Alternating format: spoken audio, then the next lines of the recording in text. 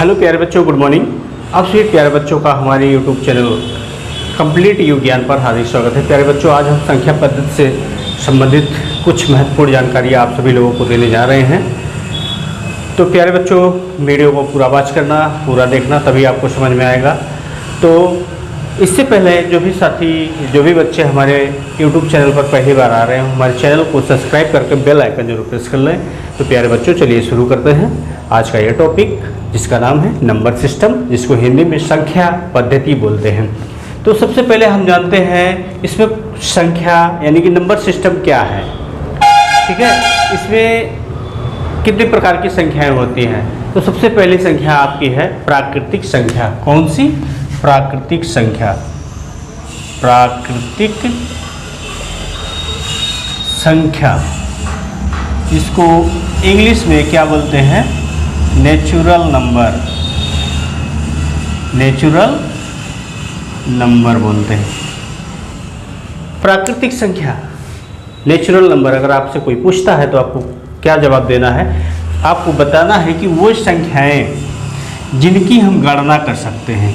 क्या कर सकते हैं? गणना कर सकते हैं या किया जाता है, जिनसे गणना कर सकते हैं या गणना किया जाता है, या गणना किया जाता है, गणना किया जाता है। अब बताइए वो संख्या कौन सी हो सकती है? सबसे छोटी कौन सी संख्या हो सकती है? वो सबसे छोटी संख्या 1 हो सकती है, क्योंकि 1 से ही हम गिनने की शुरुआत करते हैं ना। किसी चीज़ को हम काउंटिंग कैसे करते हैं? 1 से करते हैं ना, 0 से तो नहीं करते। ये 0 संख्या है, ये 0 है, वो 0 है, 0 तो नहीं करते ना। यानी कि गणने की जो शुरुआत होती है वो कहाँ से होती है? आपकी 1 से। 1 से 1 2 3 4 5 डॉट करके ये जाता है आपका इनफाइनाइट, यानी कि अनंत तक जाता है। कहाँ तक जाता है? अनंत तक जाता है।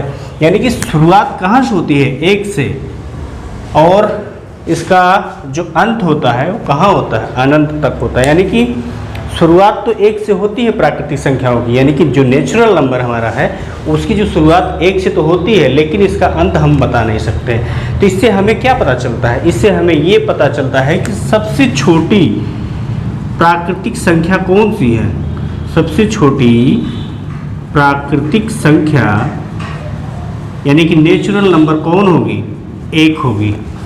सबसे छोटी प्राकृतिक या नेचुरल नंबर संख्या कौन सी होगी? और सबसे बड़ी का आपका आंसर होगा गणना नहीं कर सकते, चूंकि इनफाइनाइट होती है, अनंत तक जाती है, गणना नहीं कर सकते हैं। तो प्यारे बच्चों, आपको कुछ पता चला प्राकृतिक संख्या यानी कि नेचुरल नंबर।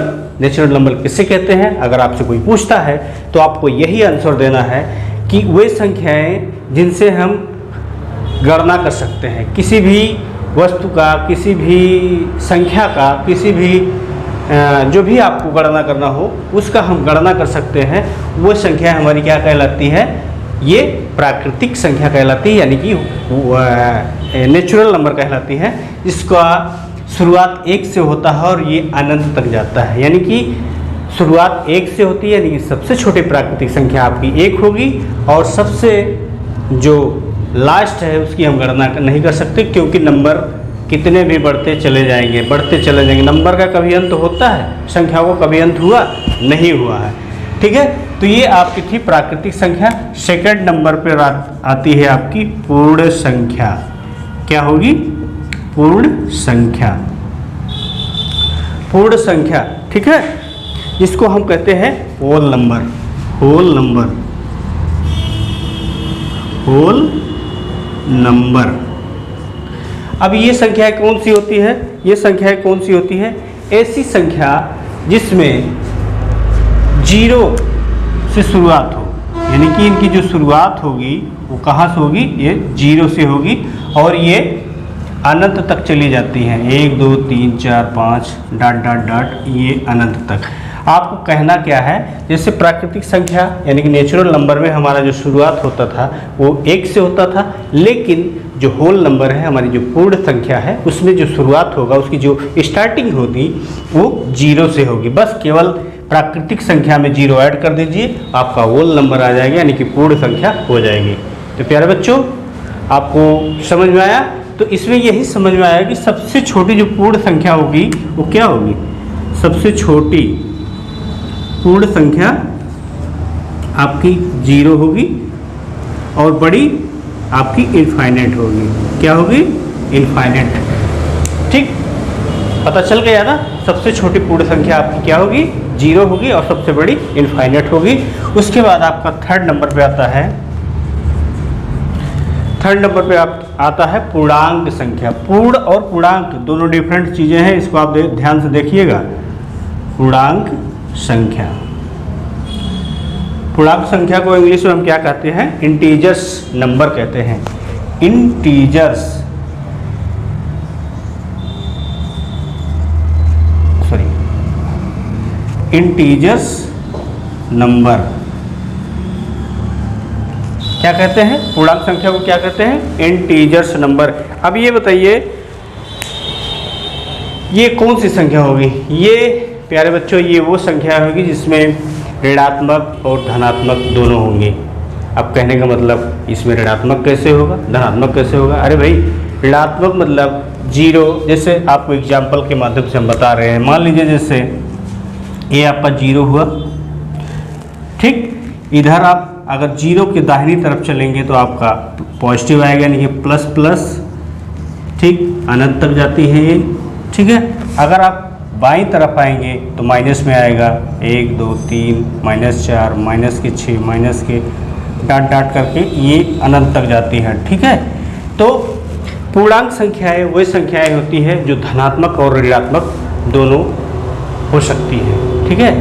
पूर्णांक संख्याएं धनात्मक और ऋणात्मक दोनों का एक सम्मिलित रूप होता है, उनसे मिलकर बनी होती है, वो हमारी क्या कहलाती हैं? पूर्णांक संख्याएं कहलाती हैं। आपको यही बताना है, कंफ्यूज बिल्कुल भी नहीं होना। अगर पूर्ण संख्या यानी कि होल नंबर अगर कोई पूछता है तो आपकी स्टार्टिंग 1 से होगी, और अगर पूर्णांक पूछता है तो उसमें केवल क्या करना है, इसमें प्लस और माइनस, इसमें भी 0 होगा लेकिन प्लस और माइनस होगा, यानी कि 0 के दाईं तरफ जाएंगे तो प्लस जाएंगे, अगर बाईं तरफ जाएंगे तो माइनस में जाएंगे। तो आपको कहना है कि पूर्णांक संख्याएं वही संख्याएं होती हैं जो धनात्मक और ऋणात्मक से मिलकर बनी होती है, ठीक है। अगला आपका है, और इनफाइनाइट तक जाती है। उसके बाद अगला आपका है, अगला आपके सामने रेशनल नंबर है। रेशनल नंबर का मतलब होता है परिमेय संख्या। अब परिमेय संख्या किसे कहते हैं? आपको बताना है कि परिमेय संख्या किसे कहते हैं। वही संख्याएं, इसको आप ध्यान से सुन लीजिए, वही संख्याएं जिनको P/Q के रूप में लिख सकते हैं, लेकिन जो Q का मान होगा वो 0 नहीं होगा। यानी कि जो रेशनल नंबर होगा P/Q के रूप में लिखते हैं, लेकिन Q बराबर डज नॉट बराबर 0, यानी कि Q का मान 0 नहीं होगा। क्यों? क्योंकि अगर Q का मान 0 हो जाएगा तो P का भी मान 0 हो जाएगा। कैसे समझते हैं? देखिए, 5 में अगर 0 से भाग देंगे तो क्या होगा? इसका मान क्या आएगा? 0। इसका मतलब ये कहानी खत्म हो जाएगी। तो इसलिए कह रहा है, ऐसी संख्याएं जिनको P/Q के रूप में लिखा जा सकता है, लेकिन जहाँ पर Q का मान 0 नहीं होना चाहिए, ठीक है, ऐसी संख्याओं को हम क्या कहते हैं? रेशनल नंबर या परिमेय संख्या कहते हैं। उदाहरण के तौर पर आप देख लीजिए एग्जाम्पल, जैसे 1/2, 2/3, 5/6, 7/8 और 4/7। इसमें आप देखिए, ऐसी कोई भी संख्या नहीं है जिसमें Q का मान 0 हो, ठीक है। इसलिए ये संख्याएं क्या कहलाती हैं? आपकी परिमेय संख्या कहलाती हैं, क्योंकि 1/2 यहाँ पे 2, ठीक है, इसका जो डोमिनेटर है वो क्या है, यानी कि जो हर है वो आपका 2 है, और इसका 3 है, इसमें 6 है, इसमें 8 है, इसमें 7 है। इसलिए इसका कोई भी ऐसा हर नहीं है जिसका मान 0 हो, इसलिए ये संख्याएं क्या हैं, आपकी परिमेय संख्याएं हैं। ठीक है। और उसके बाद आपका आता है ये था आपका चौथा, आपका पांचवा है अपरिमेय संख्या। अपरिमेय संख्या। अब बताइए इसका क्या मान होगा, इर्रेशनल नंबर। इसका मान इंग्लिश में क्या कहते हैं, इरेशनल नंबर, यानी कि अपरिमेय संख्या। ऊपर तो परिमेय संख्या है, लेकिन अपरिमेय संख्या क्या हो सकती है, ऐसी संख्याएं जिनको हम p बटा q के रूप में नहीं लिख सकते हैं। ऐसी संख्याएं जिनको हम p बटा q के रूप में नहीं लिख सकते हो, क्या कहलाती है, आपकी अपरिमेय संख्याएं कहलाती हैं। ठीक है, p बटा q के रूप में नहीं लिख सकते।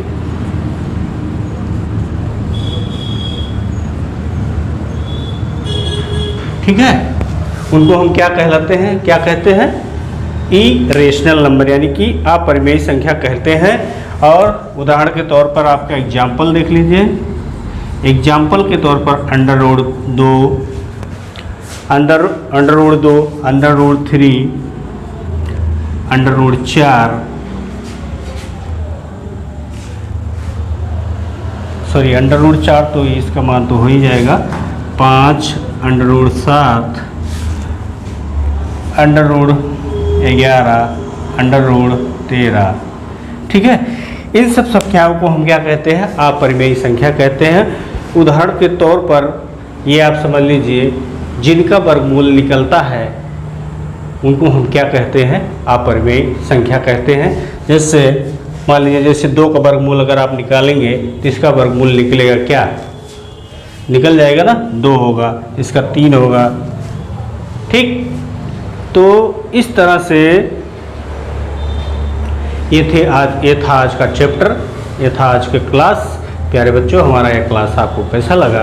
अगर क्लास और चैप्टर अच्छा लगा हो तो हमारे वीडियो को लाइक करना और चैनल को जरूर सब्सक्राइब करना। ऐसी ही इंटरेस्टिंग और जानकारी भरी वीडियो के साथ हम मिलेंगे अगली वीडियो में। तब तक के लिए नमस्कार, जय हिंद, वंदे मातरम।